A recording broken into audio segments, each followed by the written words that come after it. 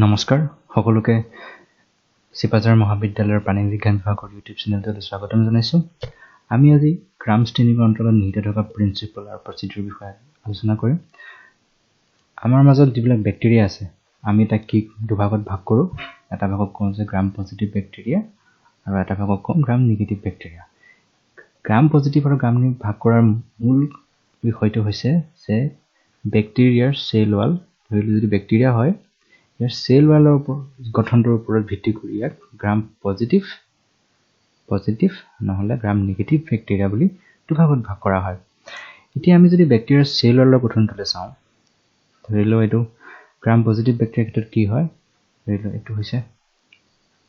এইখিনি হয় plasma membrane আৰু ইয়াত এই এটা ডাঙৰ লেয়াৰ থাকে, ঠিক শকত থাকে, ঠিক লেয়াৰ অফ পেপটিডোগ্লাইকেন। আৰু গ্ৰাম নেগেটিভ বেক্টেৰিয়াৰ ক্ষেত্ৰত কি হয়, ইয়াতো প্লাজমা মেমব্ৰেন থাকিব,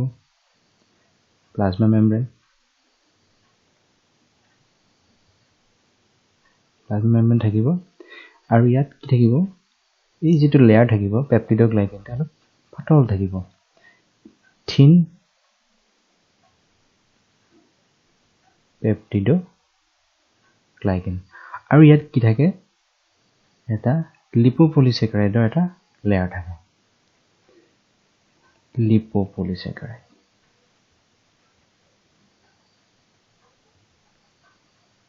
গ্ৰাম পজিটিভ বেক্টেৰিয়াত কি হয়, এইটো হৈছে গ্ৰাম পজিটিভ বেক্টেৰিয়া আৰু এইখিনি হৈছে গ্ৰাম নেগেটিভ বেক্টেৰিয়া। পজিটিভ বেক্টেৰিয়াত কি হয়, প্লাজমা মেমব্ৰেনৰ ওপৰত এটা ঠিক পেপটিডোগ্লাইকেন লেয়াৰ থাকে,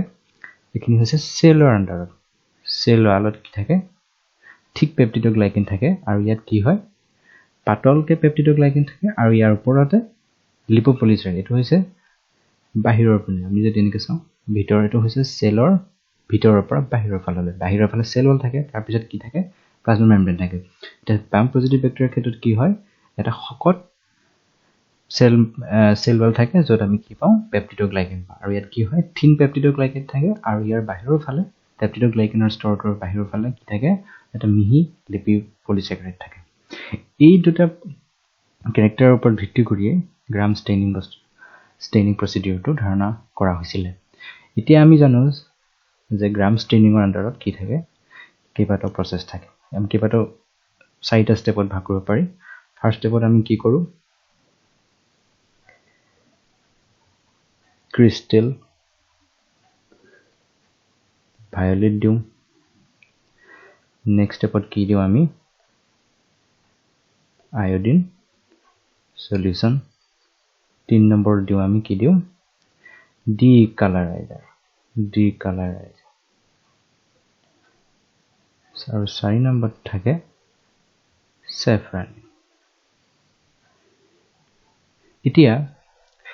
এই 4টা ব্যৱহাৰ কৰাৰ প্ৰিন্সিপলটো কি, যে কিয় আমি ক্ৰিষ্টেল ভায়োলেট ব্যৱহাৰ কৰোঁ, কিয় আমি আয়োডিন সলিউশন ব্যৱহাৰ কৰোঁ, কিয় আমি ডি কালাৰাইজাৰ ব্যৱহাৰ কৰোঁ, আৰু কিয় আমি চেফ্ৰনিন ব্যৱহাৰ কৰোঁ। এতিয়াৰ কাৰণে আমি চাব লাগিব, আমি যেতিয়া ক্ৰিষ্টেল ভায়োলেটটো দিম বেক্টেৰিয়াটো স্লাইডত লোৱাৰ পিছত আমি গম নাপাওঁ যে বেক্টেৰিয়াটো গ্ৰাম পজিটিভেই নে গ্ৰাম নেগেটিভ। যিকোনো এটা বেক্টেৰিয়া যদি আমি স্লাইডত ধৰি লওঁ, এখন স্লাইড, এইটো আমি বেক্টেৰিয়াটো ইয়াত ল'লোঁ, এতিয়া আমি গম নাপাওঁ, ধৰি ইয়াত বেক্টেৰিয়া ধেৰ আছে, 1 2 3টা বেক্টেৰিয়া আছে। এতিয়া আমি এইটো গম পাব লাগিব যে কোন বেক্টেৰিয়াখিনিৰ মাজত কোনখিনি গ্ৰাম পজিটিভ বেক্টেৰিয়া আৰু কোনখিনি গ্ৰাম নেগেটিভ বেক্টেৰিয়া।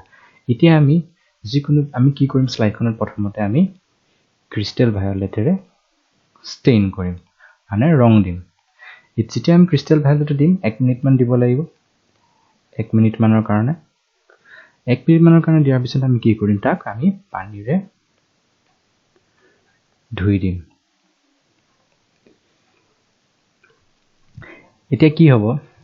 পানীৰে ধুই দিলে কি হয়, এতিয়া আমি কি দেখিছিলোঁ যে গ্ৰাম পজিটিভ বেক্টেৰিয়াৰ ক্ষেত্ৰত কি হয়, এই যিটো পেপটিডোগ্লাইকেন লেয়াৰটো আছে সেইটো যথেষ্ট ডাঙৰ হয় আৰু ইয়াত কি হয় পাতল হয়। কি হয়, যেতিয়া গ্ৰাম পজিটিভ লেয়াৰ আৰু গ্ৰাম পজিটিভ দুইটাৰ মাজত যেতিয়া আমি ক্ৰিষ্টেল ভায়োলেট দিম, দুয়োটা বেক্টেৰিয়াই গ্ৰাম পজিটিভ আৰু গ্ৰাম পজিটিভ দুয়োটা বেক্টেৰিয়াই কি কৰিব, ক্ৰিষ্টেল ভায়োলেটৰ দুইবিধ বেক্টেৰিয়াই ৰং ল'ব এতিয়া আমি দুইটা ব্যাক্টেৰিয়া পাৰ্পল হৈ যাব দেন পাৰ্পল হিচাপে দুইটা ব্যাক্টেৰিয়াকে আমি পাৰ্পল হিচাপে দেখিম আমি যদি এটা মাইক্ৰোস্কোপত চাওঁ আমি কোনো ধৰণৰ ডিফাৰেন্সিয়েট কৰিব নোৱাৰিম আমি কোনো পাৰ্থক্যটো গম নাপাম যে কোনটো ব্যাক্টেৰিয়া গ্ৰাম পজিটিভ আৰু কোনটো ব্যাক্টেৰিয়া গ্ৰাম নেগেটিভ এতিয়া ইয়াৰ পিছত আমি কি কৰিব লাগিব নেক্সট প্ৰসেছত কি কৰা হয় সেকেন্ড দুই নম্বৰটোত কৰা হয় আয়োডিন সলিউশন দিয়া হয় আয়োডিন সলিউশন দিয়া হয় আয়োডিন সলিউশনটো কি কাম কৰে মৰ্ডেন হিচাপে কাম কৰে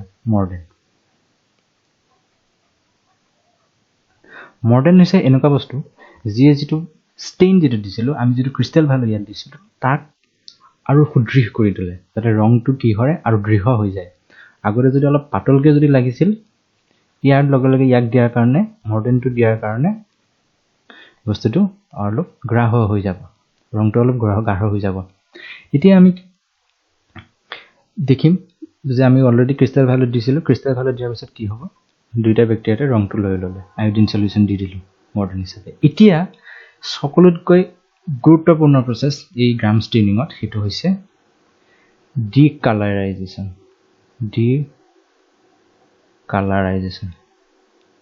ডিকালাৰাইজেশ্যন মানে কি কয় নামটোতে কৈছে ডিকালাৰাইজেশ্যন মানে ৰংটো আঁতৰ কৰিব লাগিব ৰং চন্দ্ৰবিন্দু নহয় ৰং আঁতৰ কৰা ইয়াৰ কাৰণে কি ব্যৱহাৰ কৰিব পাৰো ফসফৰাছৰ এলকহল ব্যৱহাৰ কৰে বা এচিটন ব্যৱহাৰ কৰে এতিয়া কি হয় এলকহল বা এচিটন দিয়াৰ লগে লগে যিখিনি ৰং থাকিব কি হয় তাৰ পৰা ৰংখিনি আঁতৰি যাব এলকহল দিয়াৰ লগে লগে কি হ'ব গোটেই ব্যাক্টেৰিয়া সেল ওয়াল ভাঙি দিব পাৰে কেপাসিটি থাকে এলকহলে কি কৰে ব্যাক্টেৰিয়া নষ্ট কৰে এতিয়া কি হয় আমি ইয়াত দেখিছো যে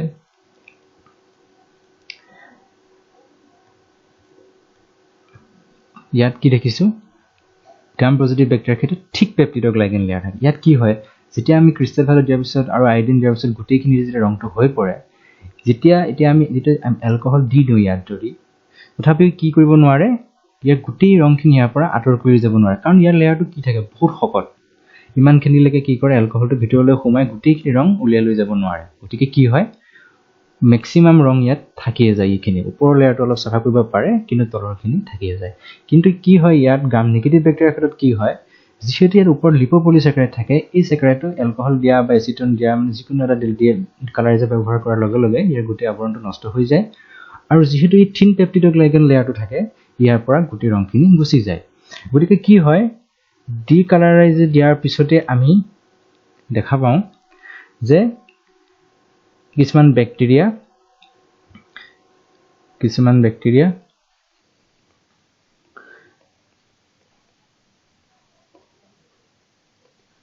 পাৰ্পল হৈ থাকে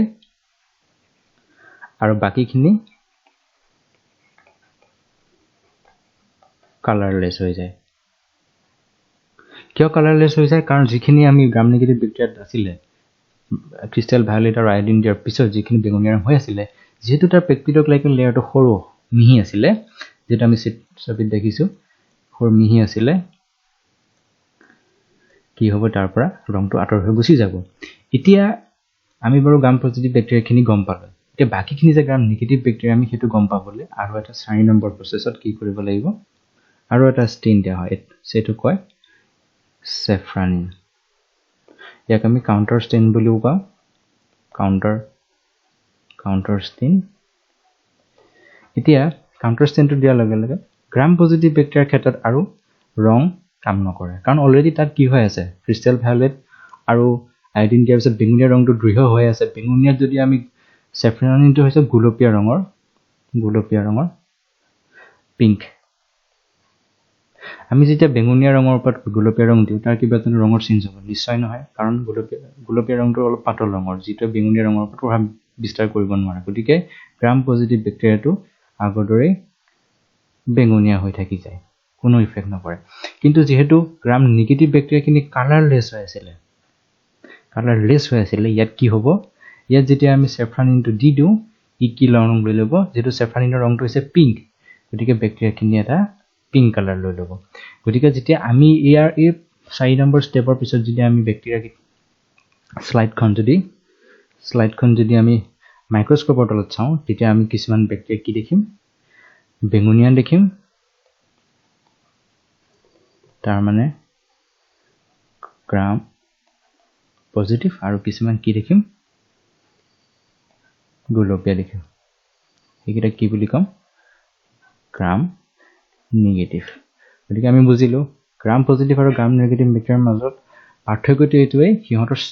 দুইটা বেক্টেৰিয়াৰ যিটো সেল ৱালৰ গঠন আছে সেই সেল ৱালৰ গঠনৰ ওপৰত ভিত্তি কৰি এই ষ্টেইনটোৱে কাম কৰে আৰু আমি গম পালো আজি ভিডিঅ'টোৰ জৰিয়তে যে কেনেকৈ গ্ৰাম ষ্টেইনিঙে কাম কৰে গ্ৰাম তলত নিহিত প্ৰিন্সিপলবিলাক ধন্যবাদ